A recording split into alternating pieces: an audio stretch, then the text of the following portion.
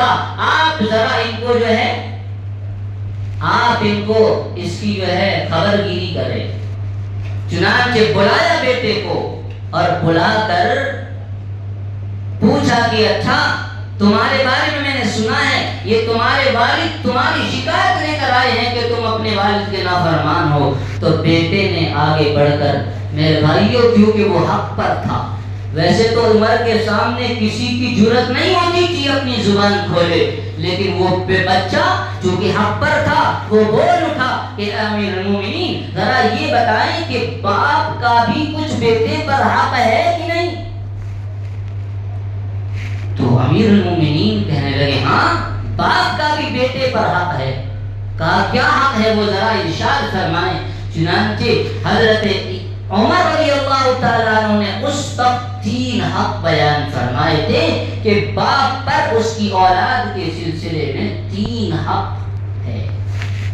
پہلا حق میرے بھائیوں اتنا اہم ہے کہ فرمایا کہ اس حق کی فکر شادی کے بعد نہیں بلکہ شادی سے نکاح سے پہلے کرنے کی ضرورت ہے۔ وہ کیا حق ہے؟ سب سے پہلا حق اولاد کا اس کے باپ پر یہ ہے کہ وہ اپنی اولاد کے لیے ایک نیک اور صالح خاتون کا انتظام کرے۔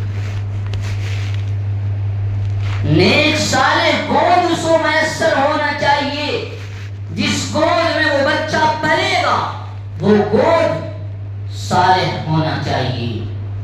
اس کے لیے پتہ چلا کہ نکاح کے لیے جو رشتے ڈھونڈے جائیں، تلاش کیے جائیں، جو زوجہ کا جو اس خاتون کا انتخاب ہو وہ خاتون نیک اور صالح ہونی چاہیے۔ جب حضرت عمر رضی اللہ تعالیٰ عنہ کے سامنے یہ بیان کیا کہ پہلا حق یہ ہے کہ نیک خاتون کا انتظام ہو، دوسرا حق یہ ہے کہ اس کے اچھے نام رکھے جائیں، اور تیسرا حق یہ ہے کہ اس کی صحیح تعلیم و تربیت کا انتظام کیا جائے۔ وہ بچہ وہ لڑکا بول اٹھا کہ اے امیر المومنین آپ میرے والد سے پوچھیں، انہوں نے میرے 3 حق میں سے کوئی حق ادا نہیں کیا۔ انہوں نے جس خاتون سے نکاح کیا وہ خاتون اس کے معاشرے میں کوئی اچھے کردار نہیں، وہ الزام زدہ خاتون تھی جس سے اس نے نکاح کیا۔ اور دوسرا میرا نام اچھا رکھنا چاہیے تو انہوں نے میرا نام جول رکھا۔ جول کے معنی آتے ہیں وہ گندگی میں رہنے والا کیڑا، جو گوبر کے اندر پیدا ہوتا ہے کیڑا، اس کو جول کہتے ہیں۔ انہوں نے میرا نام جول رکھا۔ اور تیسرا آپ تعلیم و تربیت وہ آپ دیکھ رہے ہیں کہ کیا حال ہے۔ انہوں نے کوئی حق ادا نہیں کیا۔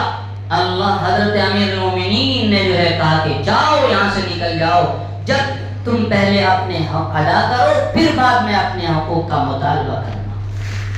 تو پہلا حق جو اولاد کا ہے وہ یہ کہ سب سے پہلے اپنے بچے، ابھی بچہ پیدا نہیں ہوا، ابھی نکاح نہیں ہوا، نکاح سے پہلے اس بات کی فکر کرنی ہے کہ جس خاتون کو اپنے نکاح میں لانا ہے، جس کو اپنی زوجہ بنانا ہے، وہ نیک اور صالح ہونی چاہیے۔ جب نیک صالح ہوں گے تو پھر ان کی اولادیں بھی نیک ہوں گی۔ حضرت عبداللہ ابن مبارک رحمۃ اللہ علیہ یہ حضرت امام بخاری کے استاد ہیں، اور حضرت عبداللہ ابن مبارک ان کے استاد امام ابو حنیفہ رحمۃ اللہ علیہ ہیں۔ ان کے بارے میں آتا ہے مبارک، حضرت مبارک یعنی عبداللہ جن کے بیٹے ہیں عبداللہ ابن مبارک جو بڑے محدث گزرے ہیں، اور جن کے حدیث بیان کرنے میں کسی نے کوئی اشکال نہیں کیا، بالکل صحیح حدیث انہوں نے بیان کی، کسی نے ان پر جرح نہیں کیا، کوئی آواز سوال نہیں کھڑا کیا، کوئی آواز نہیں۔ ایسے محدث ہیں، وہ ان کی اولاد ہے۔ ان کے باپ جو ہے ایک کسی سرمایہ دار کے یہاں نوکری کیا کرتے تھے، ان کے باغ میں مالی کا کام کیا کرتے تھے۔ ایک مرتبہ جو ہے وہ ان کا جو مالک تھا وہ آیا اور آ کر کہنے لگا کہ مالک ذرا سا کوئی تم باغ میں سے اچھا سا جوس لے کر آؤ انار کا. وہ گیا جوس لے کر آیا, پیا تو ترش ہے, مزہ نہیں. دوسرا لے کے آؤ, کیسا لے کے آؤ, کھٹا ہے. دوسرا لے کے آؤ, دوسری گلاس پیش کیا, وہ بھی کھٹا ہے. کیا ہے, یہ بھی کھٹا ہے. دوسری لے کر آؤ, تیسرا لے کر آؤ, وہ بھی کھٹا. وہ ناراض ہونے لگا اور کہا کہ مبارک تمہیں یہ بھی پتا نہیں, تم صدیوں سے یہاں پر کام کر رہے ہو, تمہیں یہ بھی معلوم نہیں کہ کس درخت کا پھل میٹھا ہے اور کس درخت کا پھل کھٹا ہے. میرے بھائیو قربان جائے ان کے تقوی پر, انہوں نے کیا جواب دیا کہ اے میرے سردار, اے میرے مالک, آپ نے مجھے اس کی دیکھ بھالی اور رکھوالی کے لیے رکھا ہے, نہ کہ آپ نے مجھے چکھنے کے لیے رکھا ہے. صدیوں ہو گئے میں نے ایک انار کو آج تک چکھا نہیں.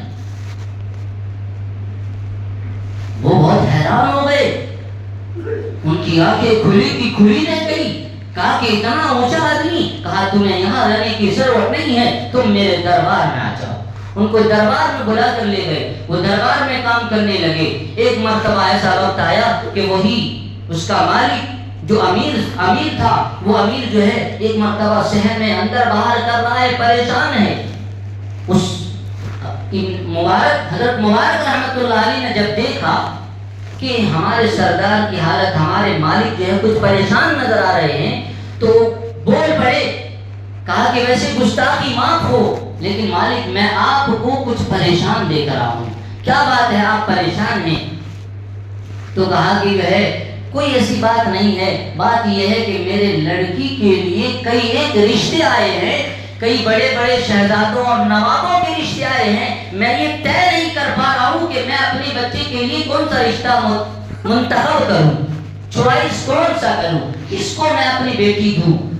چنانچہ اس حضرت مبارک رحمت اللہ علیہ نے فرمایا کہ دیکھیں میری ایک رائے ہے, وہ یہ میری ایک رائے ہے, اگر اچھی لگے تو قبول کیجیے. کہا کیا رائے ہے, بیان کرو. کہا کہ عام طور پر نکاح جو ہے یا تو مالداری کی وجہ سے ہوتی ہے, یا حسن و جمال کی وجہ سے ہوتا ہے, یا پھر جو ہے خاندان اور نسب و حسب دیکھ کر کیا جاتا ہے, یا تو پھر دینداری کو دیکھ کر کیا جاتا ہے. نصارہ کے یہاں حسن و جمال دیکھا جاتا ہے, یہودیوں کے یہاں مالداری دیکھی جاتی ہے کہ جو مالدار ہو اس رشتے کو جو ہے اس رشتے کو ترجیح دی جاتی ہے, اور مجوسیوں کے یہاں جو ہے حسب نسب دیکھا جاتا ہے. تو اور ایک ہے کہ ہمارے اور آپ کے آقا جناب محمد رسول اللہ صلی اللہ علیہ وسلم کی ایک تعلیم ہے کہ وہاں پر ہمارے دین کے اندر, اسلام کے اندر دین کو دیکھا جاتا ہے. تو جس آپ کو جو اچھا لگے,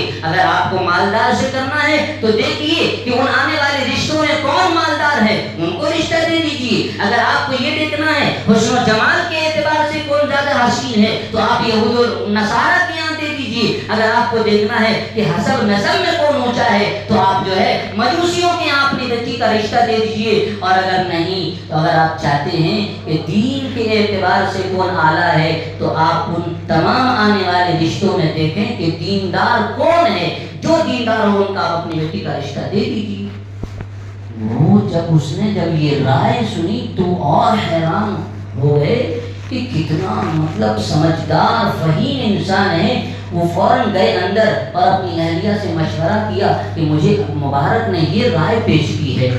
چنانچہ فوراً واپس آیا اور آ کر مشورہ کر کے باہر آیا اور آ کر کہنے لگا عبداللہ ابن مبارک سے کہ حضرت مبارک سے, عبداللہ تو ان کے بیٹے ہیں, حضرت مبارک سے وہ کہنے لگا کہ اے مبارک, ہم نے جو ہے بہت ہی غور و فکر کرنے کے بعد اس نتیجے پر پہنچے ہیں. بہت سارے رشتے آئے, لیکن ہم نے غور و فکر کیا ہے تو اس نتیجے پر آئے ہیں کہ دینداری میں تجھ سے بڑا دیندار کوئی نہیں ہے. اس لیے میری بیٹی کا نکاح تم قبول کرو, میری بیٹی سے میں تمہارا رشتہ کرنا چاہتا ہوں. چنانچہ حضرت مبارک رحمت اللہ علیہ نے اس رشتے کو قبول کیا, اور پھر جب ان کی بیٹی بھی نیک اور صالحہ تھی, جب ان دونوں کا نکاح ہوا تو ان سے ہونے والا بچہ, اس کا نام عبداللہ ابن مبارک ہے, جو کہ وقت کا محدث, بہت بڑا محدث گزرا ہے. تو جب صالحیت کو دیکھی جاتی ہے، نیک کو نیکی کو دیکھا جاتا ہے کہ تو میرے بھائیوں صالح اولاد پیدا ہوا کرتی ہے۔ تو پہلے کا مطلب یہ ہے کہ جب جو ہے سب سے پہلا حق اولاد کا یہ ہے کہ اس کے لیے جو گود حاصل کیا جا رہا ہے، جن ماؤں کا گود اسے ملنے والا ہے، وہ گود پاک ہونا چاہیے، صاف اور شفاف ہونا چاہیے۔ تو ایک حق یہ ہے کہ اب ایسی خاتون کا انتخاب کیا جائے جو نیک اور صالحہ ہو۔ ذہن میں ایک بات سوال پیدا ہوتا ہے کہ نیک صالحہ ملے تو کیسے ملے؟ سوال پیدا ہوتا ہے کہ نیک صالحہ ملے تو کیسے ملے؟ قرآن کریم میں اللہ تعالیٰ نے اس کا ایک ضابطہ بیان کیا۔ سورہ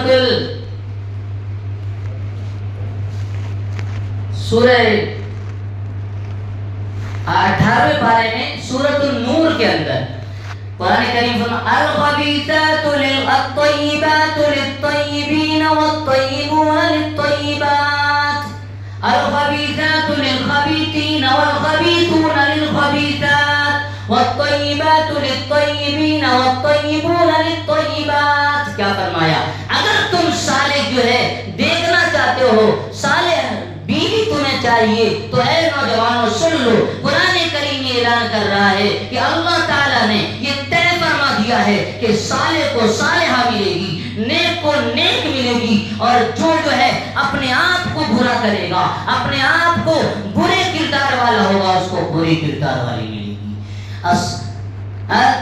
الخبیثات للخبیثین، جو بدکار ہیں وہ بدکاروں کے لیے ہیں، والخبیثون للخبیثات، اور جو مردوں میں خبیث ہے ان کو خبیث، اس کو جو ملے گی وہ خبیثات کے پاس۔ اور جو پاکیزہ زندگی گزارنے والے ہیں، جو طیب و طہارت کے ساتھ زندگی گزارنے والے ہیں، جو اللہ کی اطاعت کے ساتھ دین کو سامنے رکھ کر زندگی گزارنے والے ہیں، اللہ نے فیصلہ کر دیا ہے نیکوں کو نیک ہی ملے گی۔ اس لیے اے نوجوانوں اپنے آپ کو نیک بنا لو، یہ تمہارے پاس نیک زوجہ ملنے کا سبب بن جائے گا۔ تو پہلا حق یہ ہے کہ نیک صالح خاتون کا انتخاب کیا جائے۔ دوسرا حق یہ ہے کہ اس کے اچھے نام رکھے جائے۔ نام کا اثر پڑتا ہے۔ آج لوگ کچھ بھی نام رکھ لیتے، کچھ بھی نام رکھ، جس کا کوئی معنی مطلب نہیں ہوتا۔